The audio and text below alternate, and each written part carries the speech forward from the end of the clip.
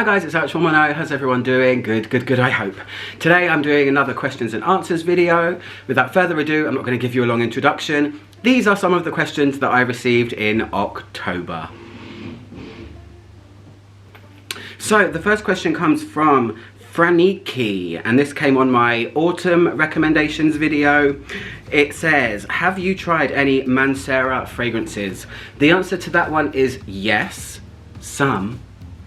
Not a lot. I have tried the one that I hear talked about all the time, which is Cedrat Bois, because a lot of people consider it to be an Aventus clone. So that one I did try just to see. I mean, as much as I'm sick of hearing about Aventus, I wanted to see what the fuss was about.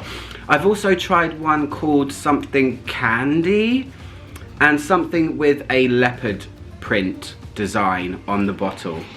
I will be truthful, because I don't really get along with Montal, and Montal is a sister company to Mancera.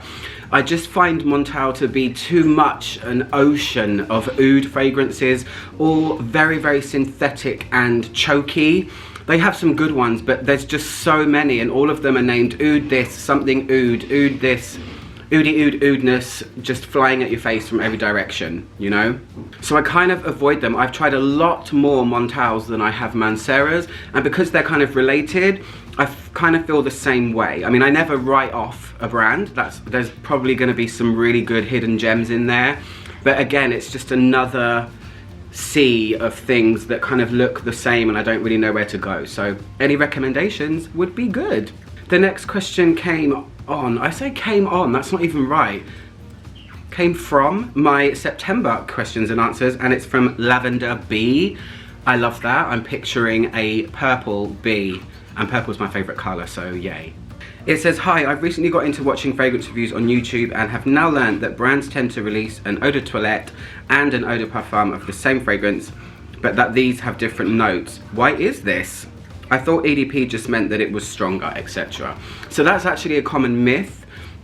It can actually work both ways. Sometimes with brands, an Eau de Parfum and Eau de Toilette, the difference is just the fact that it's a higher concentration, but a lot of the times brands will tweak the formula so it maybe works better as an Eau de Parfum, or just to have a bit of variation, really. I tend to prefer it when there is a slight difference in Eau de Toilette and Eau de Parfum. I guess it's just like if they were to make a candle of that fragrance, they would then have to tweak the formula again to make it work in wax. So it can be just a stronger concentration in Eau de Parfum to Eau de Toilette, but some of the times they just tweak the formula. I don't know why they do it. I guess it just keeps things a little bit more interesting. Thank you, Lavender Bee, for your question. The next question came from Siham Mahal, and this was on my Bulgari Black review from a way back when, and it just says combien, which I had to Google because I guess that means how much. I will say this, that answering that question is totally redundant. Asking how much a fragrance cost is very redundant because it's different in every country. It depends on which website you get it from. Depends if you get it at a discount. Is it on sale? I don't know. Plus, I don't know what currency you're asking about. It could be multiple currencies. So this is one of the reasons, and I'll say it right now, that some reviewers put the price in their fragrance reviews. I don't, because I just find it totally redundant, because it can be different depending on where you're from and how old the fragrance is. Prices go up and down on the daily. So combien? I don't know. Thank you. The next question came from Marta Seziak. I think I answered one from you before. This came on my September questions video, and it says, hi Tom, I love the bird babies and I just got your perfume. Thank you very much, Marta. I hope you like my little fawn. I hope there'll be more to come. A question to you, would you consider making home fragrances, candles, waxes, etc.? And what brands and scents do you use in your house? At this time, no. There's no plans for me to release FAUN in any other capacity. I love perfume, so I really just want that to be out there. I wouldn't really expect people to scent their home with FAUN as well. I mean, it might be cool in a candle, but I can just picture it in gold packaging and branches on the glass. Oh, that would be fun. But what do I use in my house? Since getting the new bird babies, linking that to your question, not really many. I don't really like to light scented candles with the birds around, or incense or anything like that that might disturb them. But my favourite is going to be obvious. I love Yankee candles. Excuse me, sorry. I like wax tarts, and before I got the birds, I used to use a lot of different incenses. There's actually one in particular, and they burn it every single day in my favourite coffee shop in Turkey, which is called Cafe Del Mar. It's a gorgeous coffee shop. In fact, I'll put a picture of it in the video right now because it's like a little cozy wonderland. And it's called, oh my gosh, I'll put a picture of it. It's a green one, and it's called, I think it's just called Musk maybe, but it smells a little bit like Shalimar by Guerlain. That's why I like it. Oh, I'm gonna have to burn that in a different room from the birds. But Yankee candles, all different kinds of incenses, and all different room sprays. I've had Diptyque room sprays. I'm currently using a Gallimard room spray, which smells like white musk and roses, but obviously not around the birds. So thanks for your question. The next question comes from Maya the Bee. Are we doing a little bee theme today? I wonder if anyone else is going to be called Bee. This one came on my September questions as well. It says, I have a question. I love an H&M scent, that's a clothing shop in the UK. I don't know if they're everywhere else. Maybe. I love an H&M scent called Sunray, and it's a one-note Eau de Toilette described as solar notes. What is a solar note made of? It smells to me like your skin after using a tanning bed, coconut, vanilla, and something salty. I would love a stronger version of this as a perfume. You should try it. Next time I'm in H&M, which won't be for a very long time because tomorrow the UK is going into lockdown. Solar notes in perfumery. So it is always going to be synthetic molecules. It's not a natural thing. Anytime you have something like that that's a fantasy, like air or sea, or things that you can't distill, that are you can't just get straight away, you know, like jasmine, you can get it from jasmine. So anytime there's a fantasy thing like that in perfume, and perfumers do all different kinds of ones, you know, you've got like unicorn hair, or just, you know, royal jelly, just anything like that. It's just going to be a bunch of synthetic molecules, and solar notes, I'm guessing, are meant to be anything to do with the sun. So you were right in saying sun cream, skin that's been in the sun, just anything that can emanate brightness, I guess. That's what I would take a solar note to be. It's the same with ozone, it's the same with aquatic. It's just meant to be reminiscent of a feeling, I guess, as opposed to a note. But they can use any kind of molecule to create it. It just depends on the perfumer. So thank you for your question, Maya the Bee. Bzz. The next one came from Roxana Saw, and this came on my Bengal Rouge review by Papillon Artisan. I think we had a little conversation about this one actually, but you say, this perfume is very liked on Instagram. Yes, because their perfumes are incredible. I can tell you that. You mentioned civet. Do you know if these perfumes contain real animal ingredients, castoreum, deer musk? I could send an email to the perfumer, but it happened to get no response from so many brands that I feel I would waste my time, to be honest. Thank you. I am not sure, to be honest. I'm gonna say the perfumer of that company, Liz, is a big animal lover. So I would probably, at a guess, say that she doesn't use real animalic products in her perfumes. If she does, she'd probably use things that are not harmful to the animal. So for instance, ambergris, it doesn't harm the animal, it's a byproduct. It's a pathological metabolite that is expelled from the whale. It's not something that we take from the animal. So I am not 100% sure, but I'm guessing that she doesn't. So thanks for your question, Roxana. The next one was on my FAUN announcement, the announcement video I did telling you guys that I now have a fragrance that's available to buy, and it came from Elizabeth. It says, what do you mean, your fragrance? Did you make it? I don't understand. What experience do you have in perfume making? So, yes, I made it myself. I did everything myself. Experience in perfume making. I did a 2-year course in natural perfumery with place called the Perfumery Art School UK, and I passed. Part of that course, in fact the culmination of that course, was creating a fragrance. That's what everything was kind of leading up to, but it went very in depth with raw materials, how things are harvested, blends, experimenting with accords, looking at perfume pyramids, trying to get balance, all of that kind of stuff. So I made a fragrance for that course. It's not FAUN, it's a different one, and I passed. It was evaluated by 3 professional perfumers, and I passed my course. So that's the experience I have in perfume making, Elizabeth. Thank you for your question. Sorry, I just had to shut the window because, you know, builders, obviously. So the next question was posted on my Carnal Flower review. This says, oh, it's from A to Z in one. A to Z in one. I realise I'm commenting on a 5-year-old video, but I just subscribed to your channel and I'm binge watching.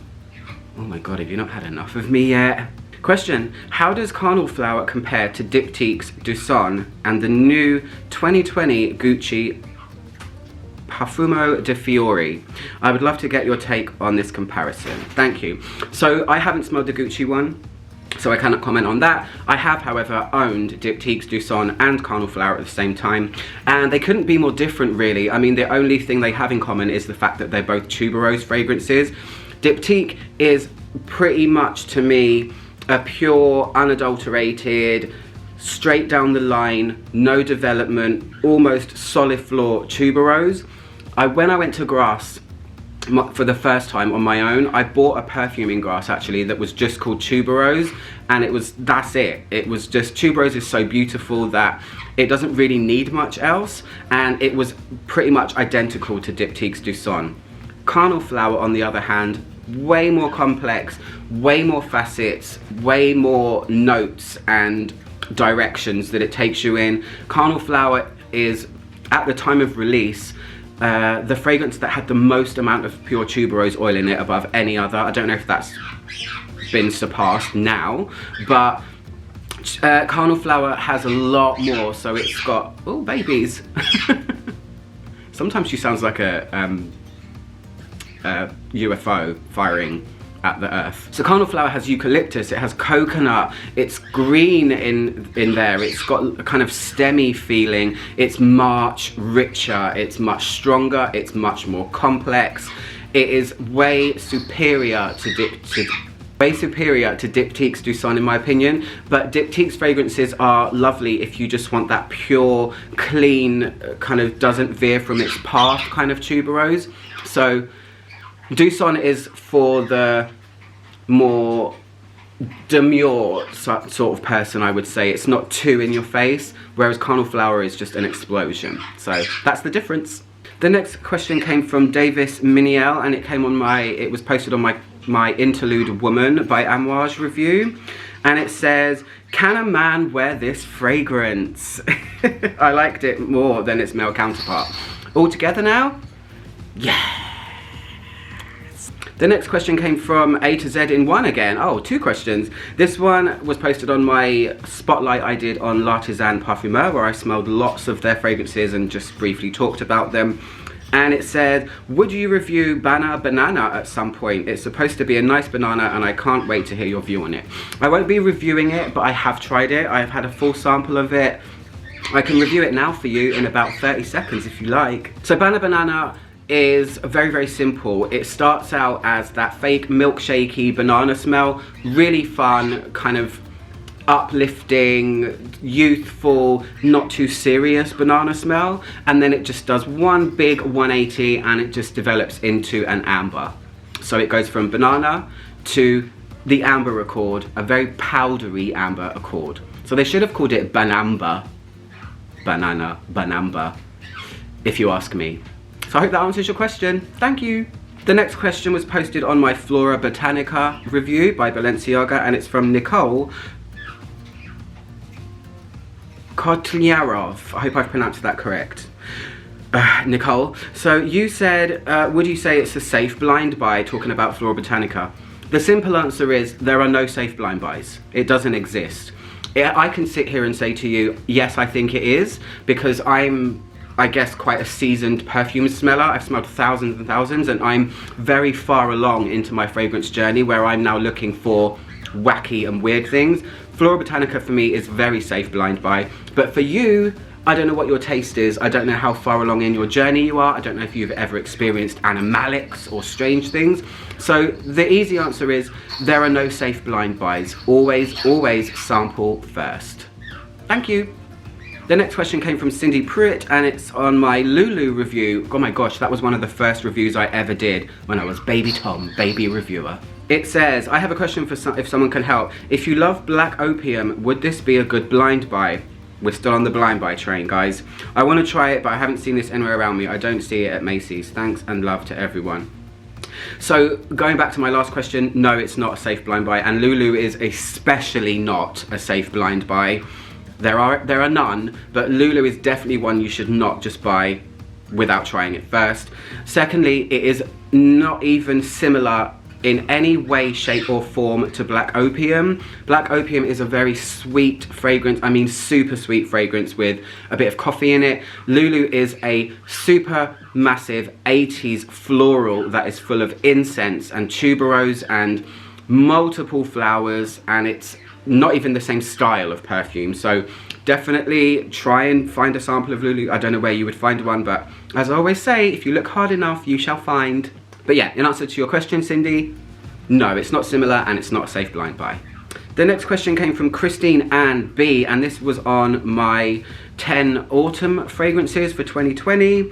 She says, no, she doesn't say that at all. She says, thanks for all that you do to help us. Well, you're very welcome. I know I'm jumping ahead, but I've been looking for the perfect balsam fir pine scent, my husband's favorite smell, to get him for our anniversary. I found one by Serge Lutens, but it's way more coin than I can sacrifice, I'm afraid, especially not being able to test it. Do you have any recommendations by chance? I think I responded to you, Christine.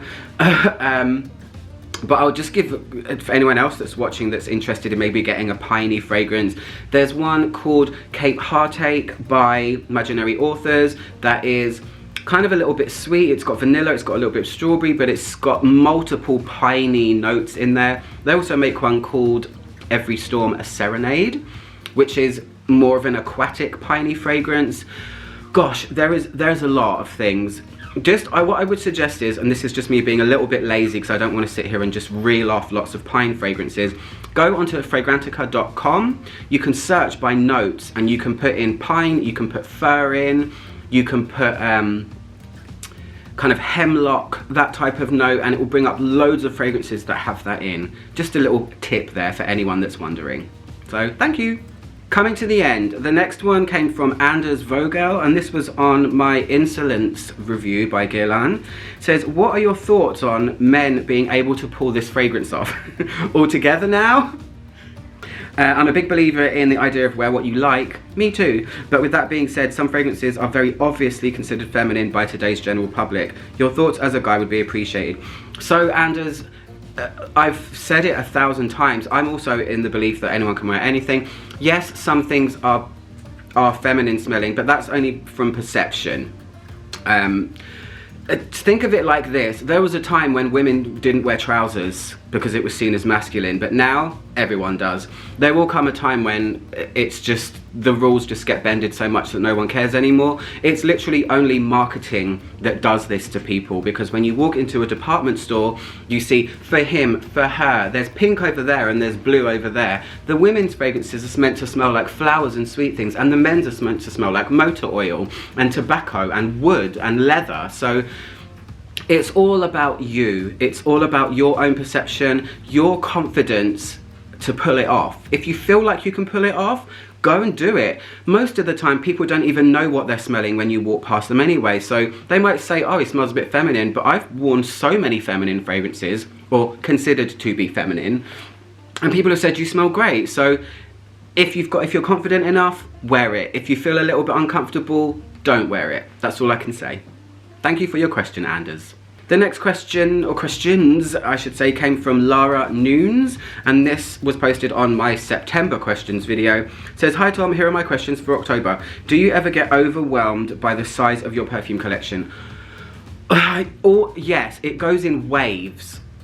It really goes in waves, and it's sometimes when I am doing something with my collection, for instance like rotating them from autumn to autumn, winter, from spring, or if I'm doing a collection video and when they're all just there, that's when I really get overwhelmed by them. However, it's a good problem to have. Being a perfume lover, a huge perfume lover that I am, it's never a bad thing. I love them so much, I appreciate them. And if I do ever start to feel really overwhelmed, I just take a quick look at them and think, right, what have I not been wearing recently? What's been ignored for a long time in favor of things that are either new or things that I really, really love? And I often give them to my mum. I give my mum perfume all the time. She has her own little perfume collection going on now. Or I put them in a box, which I call Project Finish This Bottle. If I find something that I'm not really wearing, but I love it still so much, I just put it in this little box and I reach for them every now and then, more often than I have been. So yes, I get overwhelmed by them, but that's not a problem because I love them so much. Anyway, have you set a limit on the number of perfumes you own? E.g., if you want to get a new bottle, an older one has to go. Oh gosh, I did that once. I said when I get to 50 I'll stop. We're way past that now, so there's no limit, I don't think, at all. I'm now at 125, so I pretty much failed with that one. And I don't do the whole, if I'm gonna get a new one, then something else has to go. If I really love something, then I just get it, and like I said, I just give them to my mum, or I give them to friends, or sometimes I sell them too, if they're just being ignored. So what are the perfumes that you use the least? Currently, I'll tell you what's in my little Project Finish This Bottle box. So I've got in there Eternity by Calvin Klein. I've got Opium by Yves Saint Laurent, because as much as I love it, it's a bit overwhelming for me, so I only use it on certain days or times or certain moods. There's a couple by a brand called Nikos Oskol that I've had for a while. They're really strong oils, so they're in the little box as well. I have a bag of probably 50 samples of the limited edition Mugler fragrances that were called Garden of Stars. I grab one of those out every now and then and spray them on. There's a bunch of stuff in there really. I think there's an Argent Provocateur in there as well. So at the moment it's those things, but it changes daily. It really, really does. So thanks for your questions. And the last question comes from Christina Aratianova. I hope I've said that right, Christina. And this was posted on my Poison Tundra video from Dior. That was ages ago. Oh my gosh, I wish I still had that sample. It says, thank you for this video. I'm also a huge Poison fan, Dior Perfumes fan. Would you mind to make a video with explaining some background on why some bottles are apple shaped and some have a long shape? I'm considering buying vintage Tundra Poison and was wondering what the difference is with the two bottles. So this is something I can't guarantee, but in my brain, it's definitely something to do with them being vintage. I don't see the longer shaped Poison bottles anymore, ever, anywhere, apart from, you know, on eBay and places where you can get vintage perfumes. So that was something they did for the older formulations, I believe. And also it's something to do with the size. You can get the Poison line in 100 mils and 50 mils. I think those longer ones were 30 mil ones. This is really racking my brain now. But that's my only explanation. I think if you can find those longer shape ones, you're pretty much getting the vintage, but definitely check it out for yourself. I'm sorry I can't answer 100%. I download these questions and I briefly look at them and then I just roll with it when I answer them, so I don't always have everything to hand.